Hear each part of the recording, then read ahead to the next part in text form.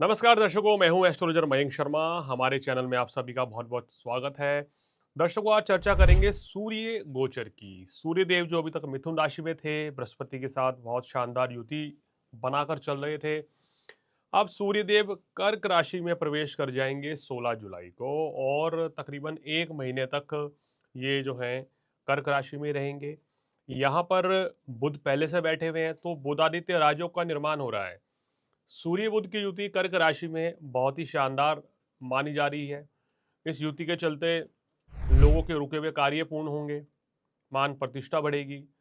बुधादित्य राजयोग से राजनेताओं को सफलता मिलेगी, व्यापारियों को बड़ा अच्छा लाभ मिलेगा और इसके साथ साथ ही सेहत में भी सुधार होता हुआ नजर आ रहा है, यानी कि ये भी एक शुभ युति रहेगी। इस युति का 12 राशियों पर क्या प्रभाव पड़ेगा, इसके बारे में आपको फटाफट से बता देते हैं। तो शुरुआत करते हैं मेष राशि के साथ। मेष राशि वालों, चतुर्थ भाव में सूर्य बुध का योग आपके काम कारोबार को बढ़ा रहा है, मान प्रतिष्ठा को बढ़ा रहा है, सुख साधन बढ़ेंगे और संतान की तरफ से जो चिंताएं थी वो समाप्त होंगी। और इस समय मेष राशि वाले कार्य क्षेत्र में कुछ विशेष करना चाहें तो कर सकते हैं, कोई डील करना चाहें।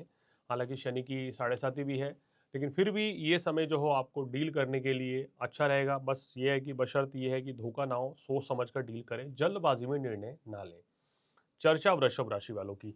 वृषभ राशि वालों के लिए ये स्थिति काफी बेहतरीन रहने वाली है। वृषभ राशि वालों के सुख साधन तो बढ़ ही रहे हैं, साथ ही साथ व्यापार में बड़ा अच्छा लाभ मिलता हुआ नजर आ रहा है। धन ऐश्वर्य की प्राप्ति होगी, संतान की तरफ से कोई शुभ समाचार की इस समय आपको प्राप्ति हो सकती है। रुका हुआ पैसा भी आपको मिलने के योग बनते हुए नजर आ रहे हैं। विदेशों से लाभ मिलने की संभावनाएं बहुत ज्यादा है। चर्चा मिथुन राशि वालों के लिए, जिनके लिए गोचर सबसे शानदार है, क्योंकि तीसरे भाव में माफ कीजिएगा, आपके दूसरे भाव में सूर्य बुध की युति बनेगी। ये आपकी मान प्रतिष्ठा के लिए बढ़ाएगी, धन लाभ के लिए अच्छा है, मगर वाणी पर यहाँ संयम रखना होगा।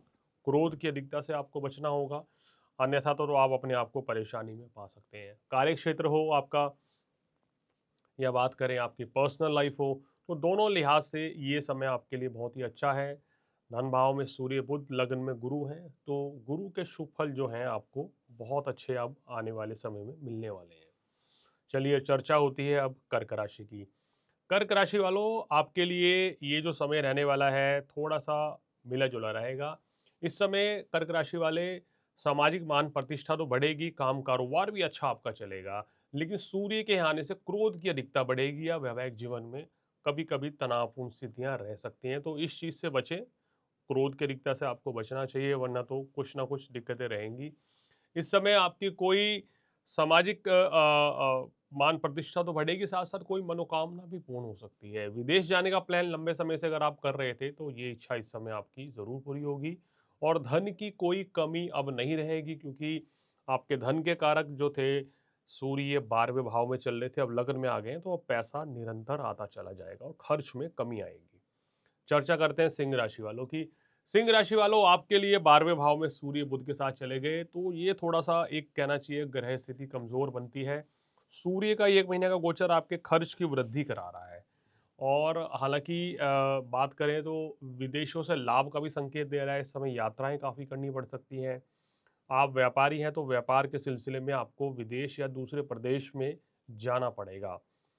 ये समय कोशिश ये करें कि फिजूल खर्ची से बचें, जितना ज़रूरी हो उतना बजट बनाकर खर्च करें और धन का कहीं निवेश ना करें, किसी को पैसा इस समय उधार ना दें, तो आपके लिए बेहतर रहेगा। थोड़ी सेहत का ध्यान रखें, क्योंकि अभी षडाष्टक योग चल रहा है मंगल शनि से और लगन में आपके मंगल केतु हैं, तो इसके चलते हेल्थ जो है वो डिस्टर्ब हो सकती है। चर्चा कन्या राशि वालों की। कन्या राशि वालों के लिए सूर्य बुध का एक गोचर बुधादित्य राजयोग बहुत ही पावरफुल रहेगा। सबसे बड़ा लाभ व्यापारियों को मिलने वाला है। व्यापार में उत्तम धन लाभ की प्राप्ति होगी, आपका बिजनेस काफी अच्छा चलेगा, नई नौकरी के योग बन रहे हैं। संतान पक्ष की तरफ से कोई शुभ समाचार की प्राप्ति हो सकती है और आपका सबसे बड़ी बात यह है कि छात्रों के लिए भी ये समय काफी अच्छा रहेगा। तो एक तरीके से कन्या राशि वालों, अच्छा समय है, सूर्य का गोचर आपके लिए लाभप्रद है। अब चर्चा तुला राशि वालों की। तुला राशि वालों की बात करें तो दशम भाव में सूर्य बुध का बुधादित्य राजयोग आपको कार्य क्षेत्र में बहुत ज़्यादा मेहनत करवाएगा और मेहनत के बाद सफलता उससे भी बड़ी मिलने वाली है। तो ये ऐसा समय रहेगा, जितनी मेहनत करेंगे उतना आपको सफलता अर्जित कर पाएंगे। सुख साधनों के लिए ये समय बहुत अच्छा है। अगर आप घर लेने का विचार कर रहे हैं आने वाले समय में, या गाड़ी लेने का विचार कर रहे हैं, तो ये समय आपके लिए बेहतर रहता हुआ नजर आ रहा है। मान प्रतिष्ठा बढ़ेगी, आपके ऐश्वर्य की वृद्धि होगी, धन लाभ भी होगा। और इसके साथ साथ इस समय किसी भी काम में अगर हाथ डालते हैं तो वहाँ सफलता आपको जरूर मिलेगी। चर्चा वृश्चिक राशि वालों की, जिनके भाग्य स्थान में बुधादित्य राजयोग की युति बन रही है, तो भाग्य वृद्धि की ओर संकेत दे रही है। सेहत में अब धीरे धीरे सुधार होना शुरू हो जाएगा। इस समय भाई बहन का पूर्ण सहयोग मिलेगा। और कार्य क्षेत्र के लिए ये समय आपका बहुत बढ़िया है। दशम भाव के स्वामी सूर्य है, तो कार्य व्यवसाय में आपको बहुत उत्तम लाभ मिलता हुआ नजर आ रहा है। चर्चा धनु राशि वालों की, धनु राशि वालों की बात करें तो अष्टम भाव में सूर्य बुध की युति रहेगी। ये युति उतनी लाभदायक आपके लिए नहीं रह सकती है, क्योंकि यहाँ ये ग्रह स्थिति बता रही है कि व्यापार में लाभ में कुछ कमी आ सकती है, या भाग्य आपका रुक रुक के साथ देगा। अगर इस समय की बात करें तो ये जो समय रहेगा थोड़ा सा चिंताजनक है। इस समय सेहत का भी ध्यान रखें, व्यर्थ के वाद विवाद से दूर रहें। हालांकि सप्तम भाव में बृहस्पति है, तो कोई चीज़ें आपकी रुकेंगी नहीं, धीरे धीरे चीज़ें आपकी बेहतरी की ओर आएंगी। लेकिन मेरा ऐसा मानना यह है कि 16 जुलाई से आने वाले 15 दिन 31 जुलाई तक आपको विशेष सावधान रहना चाहिए हर क्षेत्र में। अब चर्चा मकर राशि वालों की। मकर राशि वालों, सप्तम भाव में बुधादित्य राजयोग के बनने के चलते कार्य व्यवसाय में आपको अच्छा परिणाम मिलेगा, लेकिन वैवाहिक जीवन में सूर्य की स्थिति जो है वो थोड़ा सा कहीं ना कहीं परेशानी पैदा करती है। इस समय घर परिवार को समय कुछ कम दे पाएंगे। ग्रहों की स्थिति ऐसी बनी हुई है कि आपको इस दौरान काफ़ी भागदौड़ करनी पड़ेगी, काफ़ी मेहनत करनी पड़ेगी, लेकिन उसका परिणाम भी आपको निश्चित रूप से मिलेगा। जैसे जैसे 16 जुलाई के बाद समय आगे बीतेगा, तो स्थितियों में आपके धीरे धीरे सुधार होना शुरू हो जाएगा।